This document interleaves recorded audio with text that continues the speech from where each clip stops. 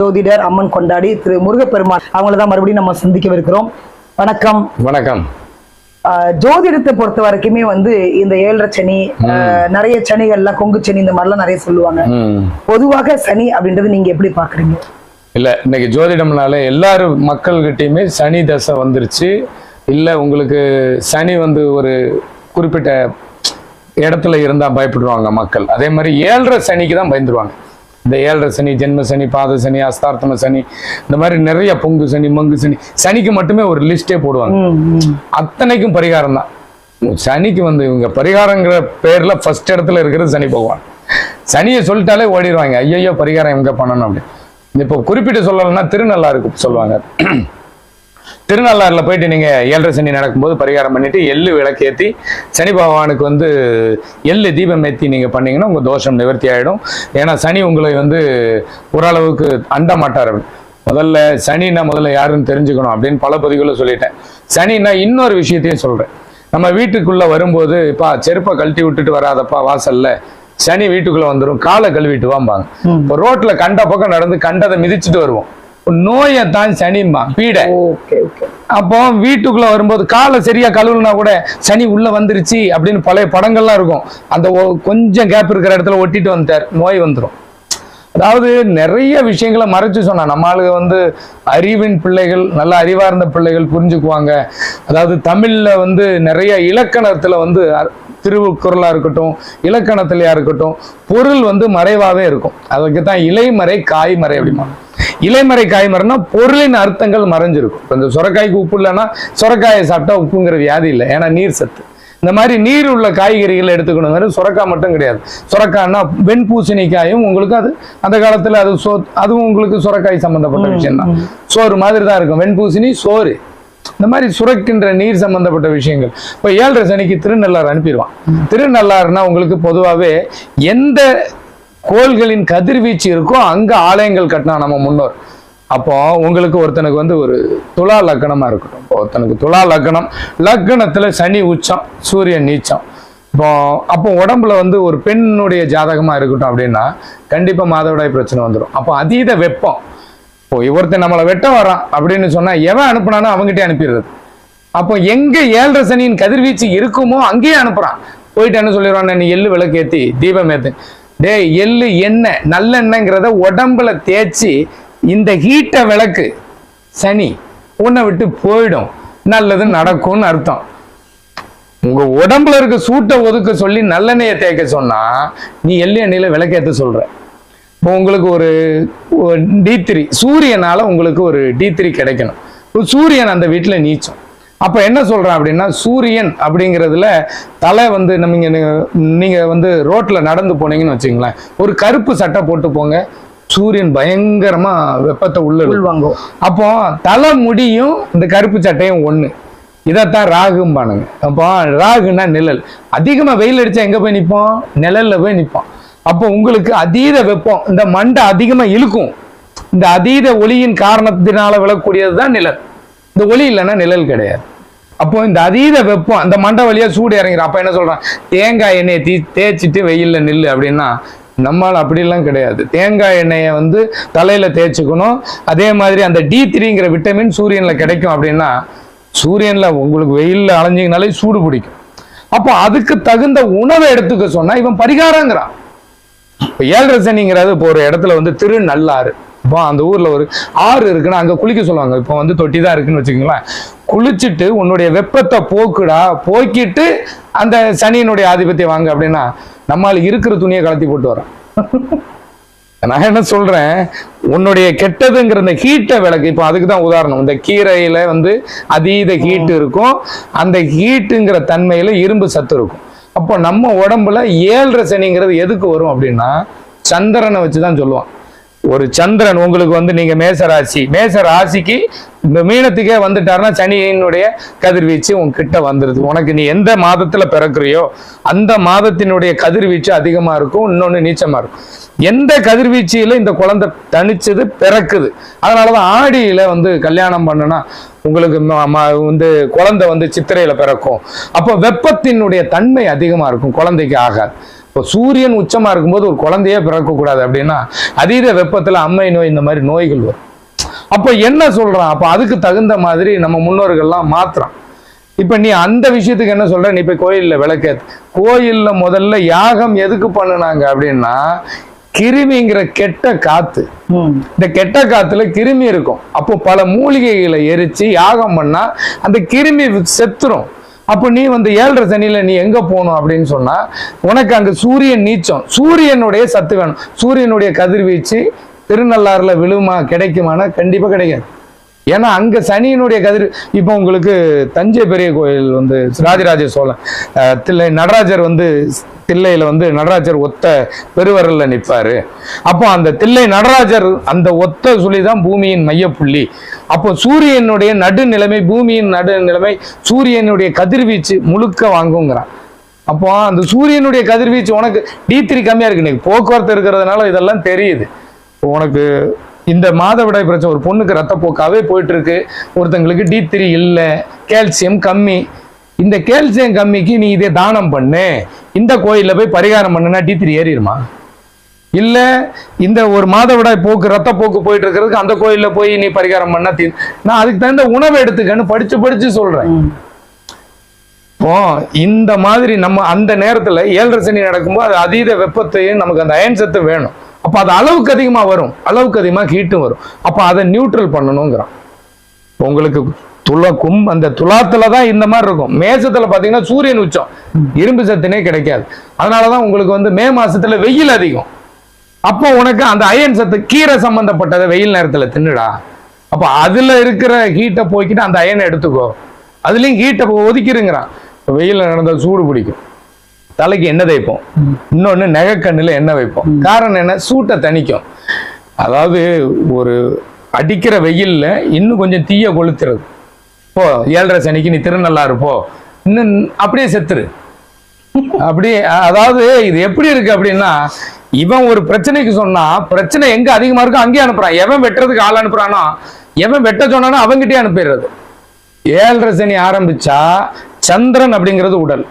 அப்போ அந்த ராசிக்கு தான் 7.5 சனி. உங்களுக்கு ஜென்ம சனி, பாத சனி. ஜென்மம்ங்கிறது இந்த உடல். அப்போ அந்த ராசிக்கு வரும்போதே அந்த உடலினுடைய சனியினுடைய தன்மை, அப்போ அது 3, 7, 10. அப்போ அது என்னென்ன உறவு காரகத்துவமோ அதையும் பாதிச்சிடும். உன் உடம்புல அது என்ன உறுப்பு காரகத்துவமோ அதை பாதிக்கும். அப்போ அதுக்கு தகுந்த உணவை எடுத்துக்கோ. நீ எவன் தப்பு பண்றான்னு, எங்க 7.5 சனினா நீ திருநள்ளாறே போகக்கூடாது, சனீஸ்வரன் கோயிலை எட்டி போக கூடாது. அவருதான் அந்த கதிர்வீச்சு உங்ககிட்ட அதிகமா இருக்கு, நீ ஏன் மறுபடியும் எக்ஸ்ட்ரா போற? அப்ப எரியிற தீயில பெட்ரோல் ஊத்துற மாதிரி போ, எல்லாரும் திருநள்ளாருக்கு 7.5 சனி. இது எப்படிதான் போகணும்? அதாவது நீர்த்தன்மை. அப்போ உங்களுக்கு என்ன பண்ணலாம் அப்படின்னா, உங்களுக்கு சூரியனுடைய ஆதிபத்தியம் கம்மியா இருக்கும். அப்போ அந்த நேரத்துல நல்லெண்ணெயை தேய்ச்சி உணவுல நல்லெண்ணெயை நிறைய சேர்த்துக்கிட்டு நீர் சத்துள்ள உணவுகளை எடுத்துக்கிட்டு, இப்போ உங்களுக்கு வந்து சனி அப்படின்னா மலை அப்படின்னு சொல்லுவோம். இப்போ சனியினுடைய தாக்கம் எங்க இருக்கும் அப்படின்னு பாத்தீங்கன்னா, இப்போ இந்த திருவண்ணாமலையில எல்லாம் பாத்தீங்கன்னா பௌர்ணமி, அந்த பௌர்ணமிக்கு என்ன பண்ணுவாங்கன்னா தீபத்தை ஏத்துவாங்க. ஏன்னா ராத்திரி நேரம் கார்பன் டை ஆக்சைடு வரும். மரங்கள் நிறைய வந்து மூலிகைகள் கலந்த மூலிகை இருந்தாலும் இரவு நேரத்துல பௌர்ணமி உங்களுக்கு வந்து நல்ல ஒரு கதிர்வீச்சை கொடுத்தாலுமே உங்களுக்கு இரவு நேரங்களில் கார்பன் டை ஆக்சைடு வரும். அந்த கார்பன் டை ஆக்சைடுல இருக்க கிருமிகள் ஒன்றை பாதிக்க கூடாதுன்னு தான் திருவண்ணாமலையில தீபம் ஏறும். இது அதாவது விஞ்ஞானத்தை மெய்ஞானத்துல உணர்ந்து அதை இறைவனுடைய வழிபாட்டுல அருமையா கொடுத்துருக்காங்க. இவன் தீபத்தை பார்த்தாதான் நல்லது. நான் அந்த மேல இருந்தினாலே, மலை மேல இருந்தாலே செவ்வாயின் கதிர்வீச்சு கிடைக்கும். அப்ப செவ்வாய்ங்கிற கதிர்வீச்சுல உனக்கு முழுமையா கிடைக்கணுங்கிறதுல அந்த வெப்பத்தை வச்சு கிருமிகளை கொள்றான். சந்திரனுடைய கதிர்வீச்சுங்கிறது உனக்கு குளுமை. சந்திரன்கிறது நீர் தத்துவம். அப்ப அந்த நீர் சம்பந்தப்பட்ட, இப்போ ஒரு இடத்துல வெப்பம் அதிகமா இருந்தா நீரை உறிஞ்சிடும், இல்லைன்னா அது கொதிநிலைக்கு போயிடும். அப்ப ஆல்ரெடி கொதிச்சுக்கிட்டு இருக்கு. இப்போ ஒரு வெயில் நேரத்துல கொதிக்கிற தண்ணியை மேல ஊத்துனா என்ன ஆகும்? உண்ணாயிடும். அதே மாதிரி தான் உங்களுக்கு அந்த தன்மை எந்த சந்திரன்கிற இடம் தான் தரும். அப்ப அது சார்ந்த இறைவன்ட்ட அனுப்புனா இவனுக்கு பிரச்சனை சால்வ் ஆகும். 7.5 சனிக்கு இவங்க போகக்கூடாத இடம் திருநள்ளாறு, சனீஸ்வரன் இருக்கிற கோயிலுக்கு போகாத. நான் என்ன சொல்றேன், உனக்கு 8ஆம் இடம் அப்படின்னு சொன்னா தந்தையினுடைய தாய் அப்படிங்கிறது 12, அதாவது 9க்கு 12. 9ஆம் வீடுங்கிறது அப்பா, அப்பாவுக்கு 12ஆம் வீடு 8.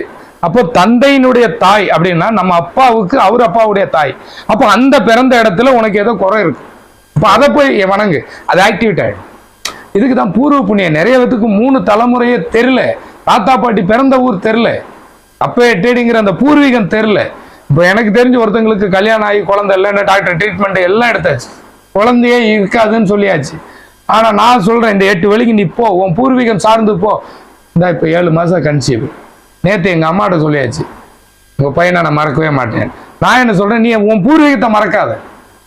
உன் பூர்வீகம் உன்னை காக்கும், உன் பூர்வீகம் புண்ணியம், உன் பூர்வீகம் குலசாமி, உன் பூர்வீகம் தான் குழந்தை, உன் பூர்வீகத்துக்கு அதிபதி சூரியன். அப்போ அந்த சூரியனால் உருவாகக்கூடியது ஒரு உயிர். உன் அடுத்த தலைமுறை வரும், உன் அடுத்த தலைமுறை உன் இனத்தில் உன் குலத்தில் இருந்துதான் வரும், புதுசா வராது. புலிக்கு பிறந்தது பூனை ஆகாது. அது பாலை, நீ பூனைக்கு பாலை ஊற்றலாம், புலிக்கு பாலை ஊற்றினா ஆள் அடிக்கும். புலி பாலை குடிக்கும், சாரி பூனை பாலை குடிக்கும், புலி ஆளையே அடிக்கும். அதனுடைய குணம் மாறாது. அப்போ உன் குலத்தில் உள்ளதான் மீண்டும் பிறக்கும்.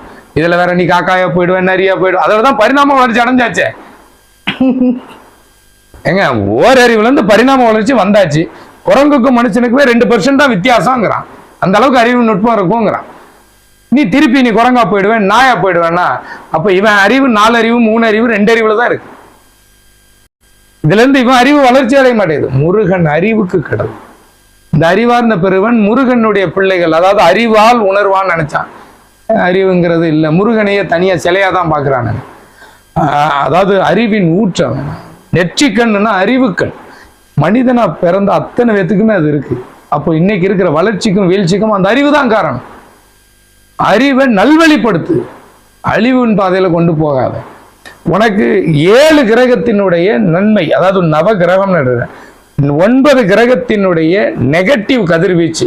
அப்போ உனக்கு எந்த தசாபுத்தி காலத்துல, இந்த தசாபுத்தி காலத்துல இந்த ராசி, இப்போ வருஷத்துக்கு ஒருக்கா ராசி பலன் பார்க்குற, இப்போ இந்த உடலுக்கும் உயிருக்கும் கனெக்ட் பண்ணி எந்த கிரகத்தினுடைய கதிர்வீச்சு உனக்கு வருது, அப்போ அந்த கதிர்வீச்சினுடைய நெகட்டிவ் அது எந்தெந்த வீட்டை பார்க்குது, அப்போ அதனுடைய தீமையை அந்த அந்த உறவுக்கும் அந்த உறுப்புக்கும் கொடுக்கும்.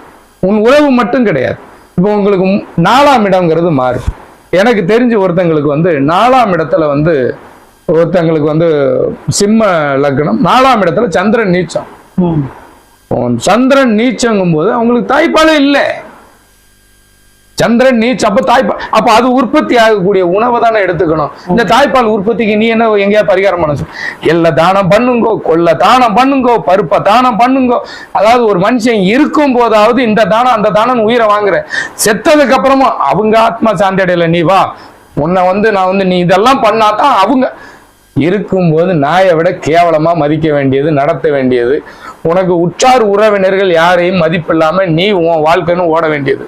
ஒருத்தன் செத்ததுக்கு அப்புறம் 1008 சடங்கு, 1008 பரிகாரம். அந்த ஆத்மா சாந்தி அடைச்சின்னு நம்ம மனசு முதல்ல ஏத்துக்குமா?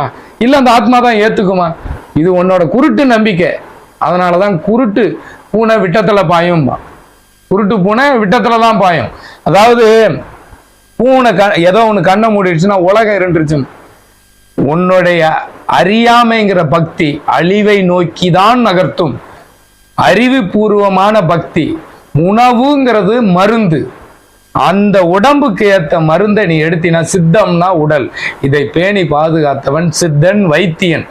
இன்னைக்கு டாக்டருங்கிறவன் இறைவனுக்கு ஒப்பா கருதப்படுறதுக்கு காரணம் உடலை பாதுகாத்தா மட்டும்தான் உயிர் தங்குங்கிறதுக்காக. எதுக்கு டாக்டரை கடவுளே நீங்க தான் என்னை காப்பாற்றணும் ஏன் கேட்குறீங்கன்னா, இந்த உடலை அவன் காப்பாற்றுவான். நீ என்ன பண்ற, போய் அந்த கோயில்ல நீ அதை பண்ணு இதை பண்ணு அப்படின்னா, நெகட்டிவ் இருக்கிற இடத்துலயே நீ அனுப்புனீங்கன்னா அவன் எக்ஸ்ட்ரா நெகட்டிவ் ஆகாதான்? ஒரு காந்தங்க அதை உடைச்சிட்டீங்கன்னா எதிர் துருவம் வந்துருங்க, ஒட்டாது. நீ என்ன பண்ற, எங்க உனக்கு ஈர்ப்பு அதிகமா இருக்குமோ அங்கேயே அனுப்புற. ஏற்கனவே சனி திசையில பயந்து போய் நிப்பான். சனி திசை நடக்கும் போதெல்லாம் சொல்லிட்டு இருக்குது, காலங்காலமா நடந்துட்டு தான் இருக்குது. நீங்க அதுக்கு முரண்பாடாக ஒட்டுமொத்தமாக அந்த ஜோதிடத்தை மாற்றமதுன்னு ஒரு விடயங்களை முன்ன கொண்டு வரீங்களே. ஒன்னே ஒண்ணுதான், சித்தர் குறிப்புகள்ல உங்களுக்கு நிறைய சித்தர் குறிப்புகள்ல வைத்திய குறிப்பு தான் இருக்கும். எந்த ஜோதிடர் வைத்திய குறிப்பை சொல்றான், உங்களுக்கு இந்த யோகம், உங்களுக்கு இந்த பணத்தை கொடுக்கும். ஜோதிடர் என்பது வேறு, வைத்தியர் என்பது வேறா? ரெண்டும் ஒண்ணுதான். ஜோதிட கலையின் உச்ச கலை வைத்திய கலை. மிகப்பெரிய வைத்தியன் உங்க உடம்ப தொட்ட உடனே, அந்த காலத்து வைத்தியர்கள் தொட்ட உடனே உன் உடம்புல உஷ்ணத்துக்கு ஒரு மருந்து சொல்லுவான், உன் நரம்பு தளர்ச்சிக்கு ஒரு மருந்து சொல்லுவான், ரத்த ஓட்டத்துக்கு ஒரு மருந்து சொல்லுவான். இதெல்லாம் உணவா தான் சொல்லுவான். அப்போ ஜோதிட கலைங்கிறதுல உங்களுக்கு புதன் கெட்டு போச்சு, சூரியனோட சேர்ந்து புதன் கெட்டுடுச்சுன்னா நரம்பு சம்பந்தப்பட்ட பிரச்சனை வரும். இப்போ ஒருத்தர் 10 வருஷமா ஒரு பையன் பல டிகிரி முடிச்சு 10 வருஷமா அவன் அத்தனை டிகிரி முடிச்சிருக்கான். ஆனா 10 வருஷமா கடையில கிடக்குறான். பண்ணாத பரிகாரம் இல்லை, பண்ணாத ட்ரீட்மெண்ட் இல்லை. நான் என்ன சொல்றேன், அதுக்கு தகுந்த உணவு எடுத்து நீ அதுக்கு தகுந்த அந்த விஷயத்தை எடுத்துக்கோங்கிற.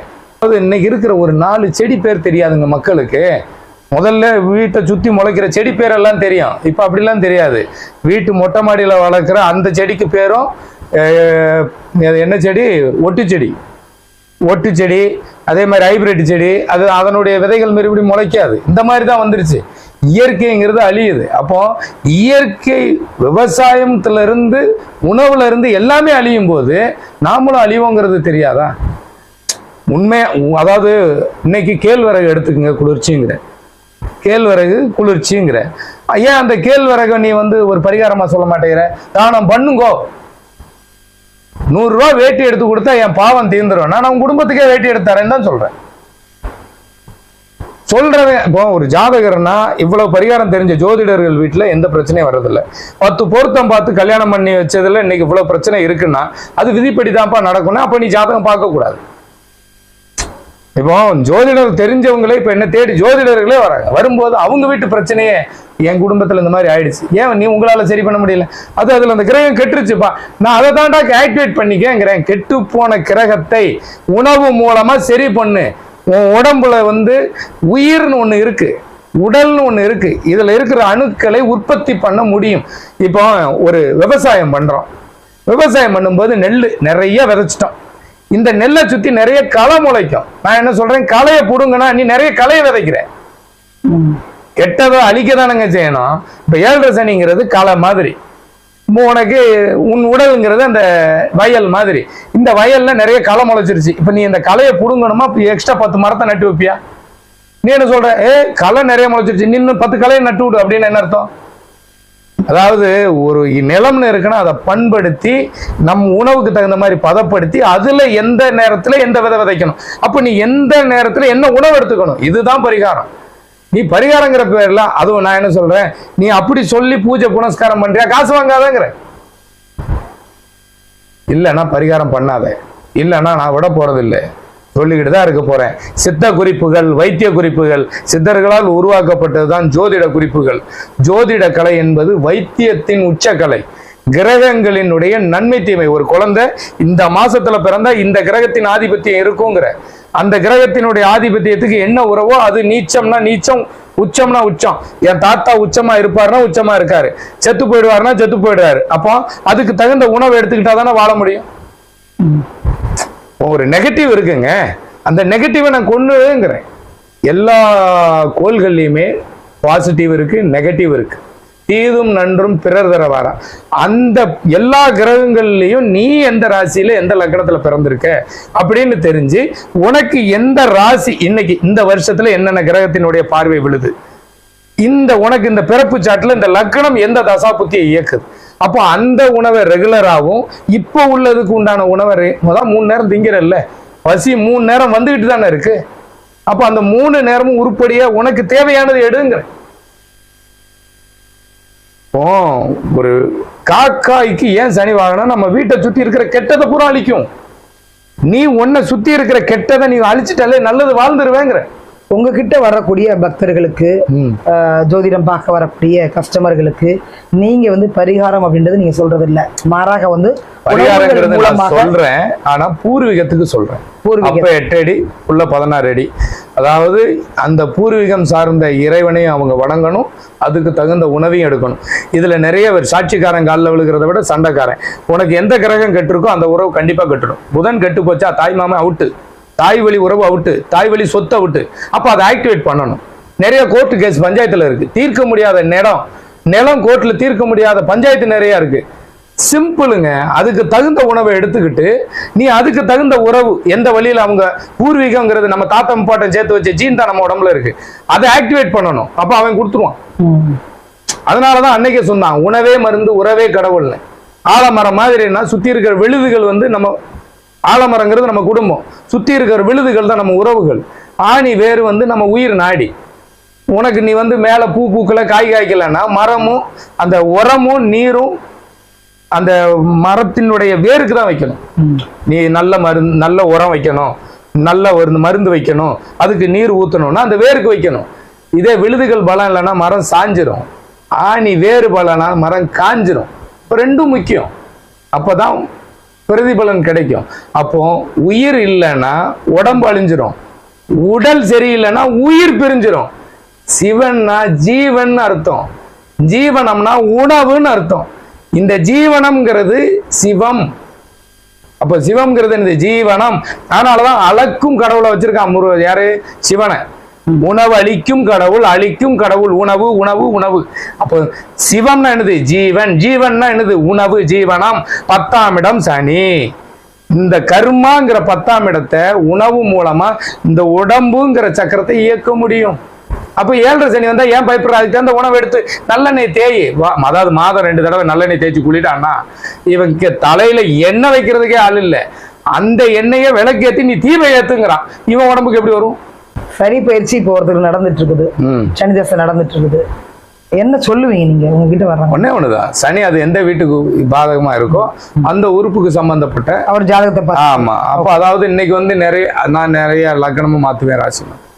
அதனால அவங்களுக்கு அது என்ன உறவு செய்யற வேலை அதுதான். முதல்ல அதான் மாத்து, ஜாதகத்தையும் முதல்ல மாத்திடுறது, பார்க்கவே ஆரம்பிக்கும். அது நான் இப்ப அடுத்த தலைப்பு அதுதான். அதாவது நான் எப்படி ஜாதகம் பார்ப்பேன் அப்படிங்கறத விளக்கமா உங்களுக்கு கொடுத்துட்றேன்.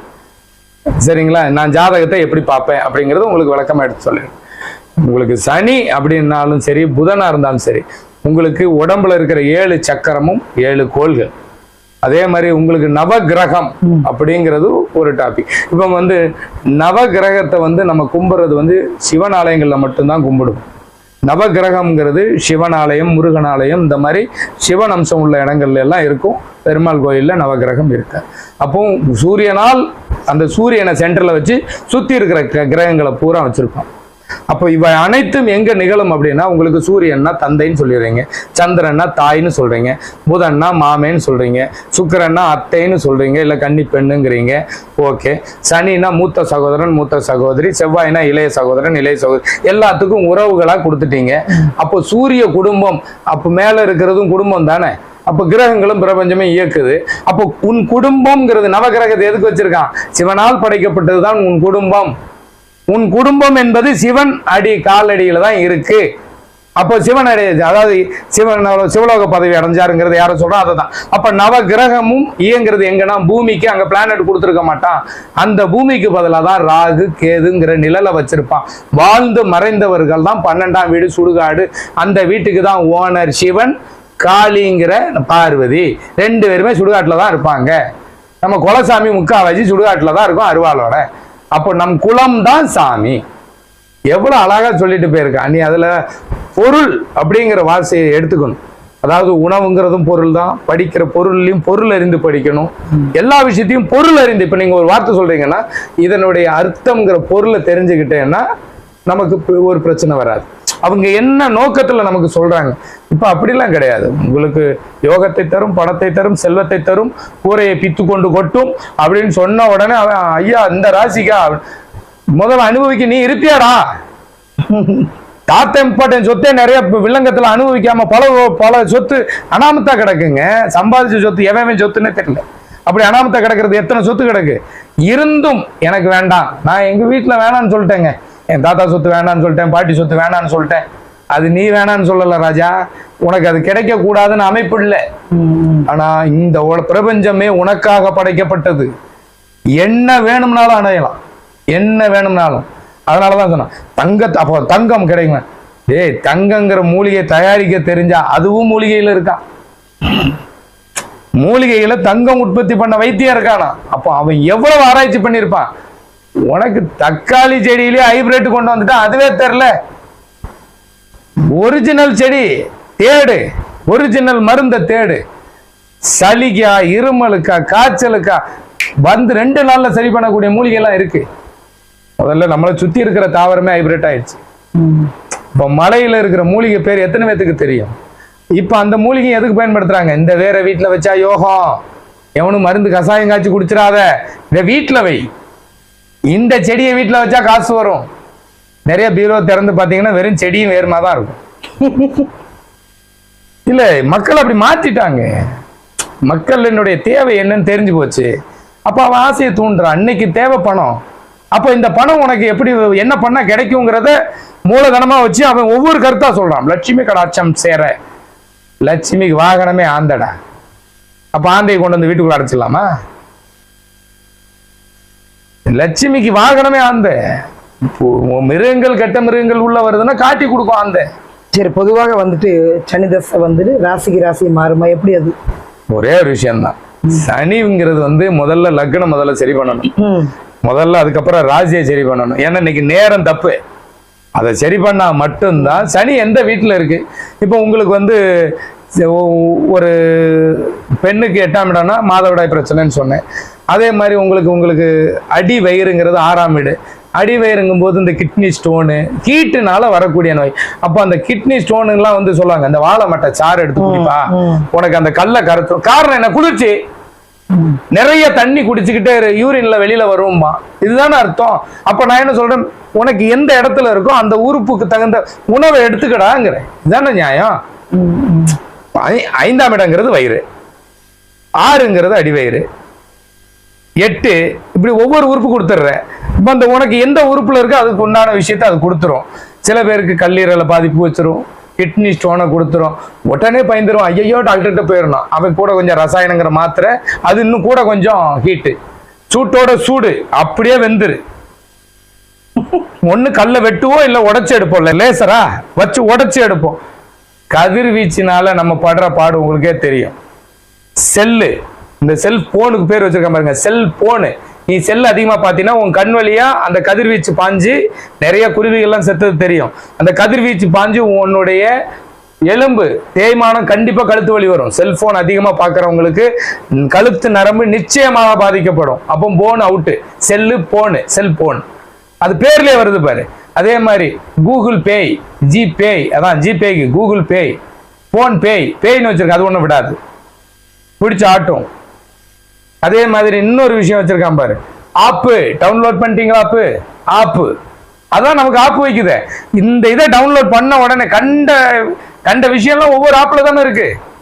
அப்ப ஆப்பை டவுன்லோட் பண்ணிட்டீங்களா? நீ தேடி தேடி போய் ஆப்ல உட்கார்ந்தா அது ஆப்பு தான் வைக்கும். இல்ல, உங்ககிட்ட வரக்கூடிய கஸ்டமருக்கு சனி தசையில நீங்க என்ன சொல்லுவீங்க, சொல்லுங்க. சனி தசையில நான் இந்த மாதிரி உணவுகள் எடுத்துக்க சொல்லுவேன். எந்த உறுப்புகளுக்கு தகுந்த மாதிரி இருக்கும். அதே மாதிரி பூர்வீகம் சம்பந்தப்பட்ட, இப்ப சனினா நம்ம ஊர் எல்லை காவல் தெய்வங்கிறது சனி சம்பந்தப்பட்ட, செவ்வாய் சம்பந்தப்பட்டது வரும். சனி செவ்வாய் சேர்க்கை சம்பந்தப்பட்டது தான் வரும். அது சார்ந்த எந்த உறவுகள் இவங்களுக்கு பூர்வீகங்கிறது ஒரு 8 கல்யாணம் ஆனவனுக்கு ஒரு 8 வழி குலதெய்வம், கல்யாணம் ஆகாதவனுக்கு 8 வழி குலதெய்வம், கல்யாணம் ஆனவங்களுக்கு 16 பெற்று பெறுவாங்கன்னா 16 குடும்பத்தினுடைய டிஎன்ஏ தான் நம்ம. அப்ப அந்த 16 குடும்பத்தினுடைய பிறந்த ஊர் சம்பந்தப்பட்ட எந்த தெய்வம் விட்டு போச்சுங்கிற வழியை காமிச்சு அதுக்கு தகுந்த உணவை நான் சொல்லும் போது அந்த சனி ஒன்றும் பண்ணாது. ஏன்னா சனின்னா எந்த வீட்டு 8ஆம் இடத்துல இருந்தா ஆயுள் தீர்க்கம்ங்கிறான். அந்த 8ஆம் இடங்கிறது ராகு கேதுங்கிற நிழல். ராகு கேதுங்கிறது நம் முன்னோர்கள். அப்போ அந்த முன்னோர்கள் வழிபட்ட ஸ்தலத்துக்கு போகும்போது, நான் பிறந்த பூமிக்கு போகும்போது எனக்கே நோய் எதிர்ப்பு சக்தி அதிகமாயிடும். ஒரு செடி எந்த இடத்துல விதை போட்டோமோ அந்த இடத்துல அதனுடைய தன்மை அதிகமா இருக்கும். அப்போ நீ உன் பூர்வீகம் தேடி போகும்போது உனக்கு தகுந்த ஆக்டிவேட் வந்துடும். அப்போ ஏன்னா நீ அந்த பூமியினுடைய கதிர்வீச்சுக்கு தகுந்த மாதிரி தான் பிறந்திருக்க. அப்போ அந்த கதிர்வீச்சுக்கு சம்பந்தப்பட்ட உறவுகளை வழிபட்டு அந்த ஏரியாவுக்கு தகுந்த உணவை, இப்ப ஒவ்வொரு ஏரியாவுக்கு ஒவ்வொரு உணவு இருக்கும். அப்ப அதுக்கு தகுந்த நீ உணவு எடுக்கும்போது உன் உடல் சீராகும், மனம் சீராகும், அதே மாதிரி உங்களுடைய வாழ்க்கையும் சீராகும். அப்போ சனிக்கு தகுந்த பரிகாரம்ங்கிறது பூர்வீகம் சம்பந்தப்பட்ட உணவு சம்பந்தப்பட்ட விஷயம் தான். தயவு செய்து திருநள்ளாறு, குச்சனூர் இந்த மாதிரி 7.5 சனி நடக்கும்போது தயவு செய்து போயிடாதீங்க. மேலும் ஒரு துன்பத்தை தரும். ஏன்னா சனி போகும்போது ஒரு உயிர் எடுத்துட்டு தான் போகும். பாத சனி வரும்போது அது எதுக்கு? அதை தடுத்துருங்கிறேன். கெட்டதை தடு, நல்லதை விதை, கெட்டதை களையிடு, கெட்டதை களைத்து விடு, களையிடுங்கிறேன். நம்ம சுத்தி நிறைய கெட்டது இருக்கும், அதை கடந்து போகணுங்கிற. கெட்டதுக்குள்ள போயிட்டு எனக்கு கெட்டது நடக்கும்னா கெட்டதுதான் நடக்கும். அப்போ நல்லதை நம்ம தேடி போகணும்னா கெட்டதை நம்ம ஒண்ணு களை எடுக்கணும், இல்ல கெட்டதை ஒதுக்கணும். ஏதோ ஒரு வழியில எல்லா விஷயத்திலயும் கெட்டது இருக்கும், அதை ஒதுக்கிக்கிட்டே போனா சனிங்கிறது ஒண்ணு பண்ணும். உங்க வாழ்க்கை எப்படி போயிட்டு இருக்கு? என் வாழ்க்கை நார்மலா நல்லா போயிட்டு இருக்கு. அதுக்கு மத்தவங்க வாழ்க்கை கெடுக்கலாமா? திருநள்ளாறு, வேற என்ன ஊர் சொன்னீங்க? குச்சனூர், குச்சனூர், காளகஸ்தி எல்லாமே எடுத்துக்கலாம். எல்லா திருத்தலங்களும் எடுத்துக்கலாம். பரிகார தலங்கள்லாம் நம்ம எடுத்துக்கலாம். எந்த அந்த தலத்தை நம்பி எவ்வளவு மக்கள் வாழ்வாதாரம் இருக்கு தெரியுமா? இருக்கட்டும். பூவுல இருந்து, அருகம்புல்ல இருந்துட்டு, எள்ளுல இருந்து, நல்லெண்ணெயில இருந்து எவ்வளவு விடயங்கள் இருக்கு. இதெல்லாம் இவன் திங்கணும். கோயில கொண்டு போய் கொடுத்தா என்ன பண்ணியும்? வெளியில வியாபாரம் பண்ணிட்டு இருக்காங்கல்ல, அந்த மக்களுடைய வாழ்வாதாரம் என்ன வருது? இப்படி பட்டுன்னு வந்துட்டு கோயிலுக்கு போகாதீங்கன்னு என்ன அர்த்தம்? பரிகாரம் பொய்ன்னு அர்த்தம். சரி, அவங்களோட வாழ்வாதாரம் நம்ம பார்க்க வேண்டாமா? அவங்க உழைச்சு நீங்க ஜோதிடர் அழிக்கிறேன்னு சொல்லிட்டு அவங்க சொல்றதெல்லாம் பொய்ன்னு சொல்லிட்டு மக்களுடைய வாழ்க்கையை வந்து கெடுக்கலாம். இல்ல ஒண்ணு இல்ல, வேலை செஞ்சு சாப்பிட சொல்லுங்க. நானும் வேலை செய்ய வேணா போறேன். அது வேலை தானே. இந்த விஷயம் மக்களுக்கு போய் சேர்ந்துருச்சுன்னா அப்ப நீ வேலை செய்ய ரெடியா அப்படின்னா நானும் போறேன். நீங்க எல்லாம் மாறி இருங்கடா, நான் போயிடுறேன். இல்லைன்னா விட போறது இல்லை. அப்படிலாம் நாங்க பண்ண முடியாது. இவ்வளவு காலங்காலமா நாங்க வந்து சனிதசை நடக்கும்போது நாங்க திருநள்ளாறு தான் போனோம். குதிரைக்கு இப்படி ஒரு விதை கட்டி விட்டுருவாங்களாம், அப்படித்தான் போவோம். ஏன்னா மத்த பக்கம் அவுத்து விட்டா மத்த பக்கம் பாஞ்சிருமா.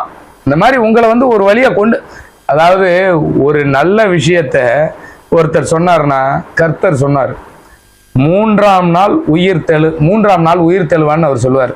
நான் இந்த 16 குடும்பம்னு சொன்னேன். கர்த்தருடைய தேவ வசனம்னு ஒண்ணு இருக்கு.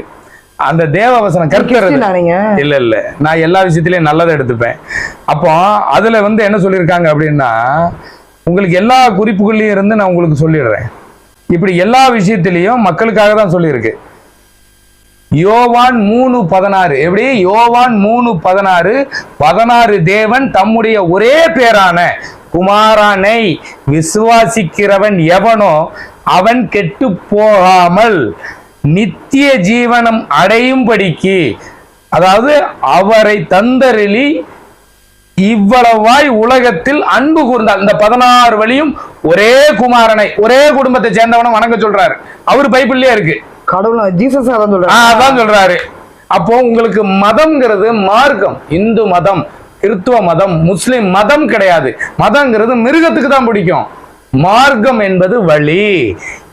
இஸ்லாம் மார்க்கம் எங்களுடைய மரபு இது, இந்து மார்க்கம் எங்களுடைய மரபு இது, வழிமுறை. கிறிஸ்துவ மார்க்கம் எங்களுடைய எல்லா வழிமுறையும். கிறிஸ்துவர் என்ன சொல்றாரு? கர்த்தர் பிதா சுதன் பரிசுத்த ஆவியின் நாமத்தின் பெயராலே, எங்க அப்பா அம்மாவோட பரிசுத்த ஆவியை நீங்க ஆசீர்வாதம் பண்ண வேண்டாம், நேரம் வாங்கிக்கிறேன். இந்த 16 குடும்பத்தினுடைய பிறந்த ஊருக்கு நான் போய்க்கிறேன். நடக்க மாட்டாதவன் சித்தப்ப வீட்டுல பொண்ணு எடுக்க வேண்டாம், என்னுடைய உறவுகள் எல்லாம் எனக்கு தெரியட்டும்ங்கிறேன் நான். இதனால அவனுடைய பூர்வீகம் தெரியும், அவன் உறவுகள் தெரியும், அவன் குடும்பம் என்னன்னு தெரியும், கலாச்சாரம் தெரியும், பண்பாடு தெரியும், பாரம்பரியம் தெரியும். இப்படி சால கலாச்சார சீர்கேடு வராது, தவறு நடக்காது, நிறைய விஷயங்கள். பூர்வீகத்துக்கு அவ்வளவு விஷயம் இருக்கு. அதனால எல்லா மார்க்கமும் நிறைய கருத்துக்களை தான் இருக்கு. அதை ஒருத்தர் வித்துடுறான். உங்களுக்கு கவலைப்படாதீங்க, இந்த கிறிஸ்துவ இதுலயுமே இருக்கு. கையை வச்சா உங்களுக்கு கிட்னி சரியாயிரும், இங்க கை தட்டினா சரியாயிரும். இதுல மாந்திரிகவாதி வேற ஒரு குரூப், அவனுங்களுக்குன்னு ஒரு பதிவு போட வேண்டியிருக்கு. அதனால சனி தசை நடந்ததுன்னா யாரும் திருநள்ளார் தயவு செய்து போயிடாத. துன்பத்தை மேலும் பதிவு பண்ற மாதிரி இருக்கும். அதனால இருக்கீங்க, எந்த ஏரியால இருக்கீங்க? இதே area, Ramapuram, Chennai, number 1/11 Srinivasa Panchavarnam apartment,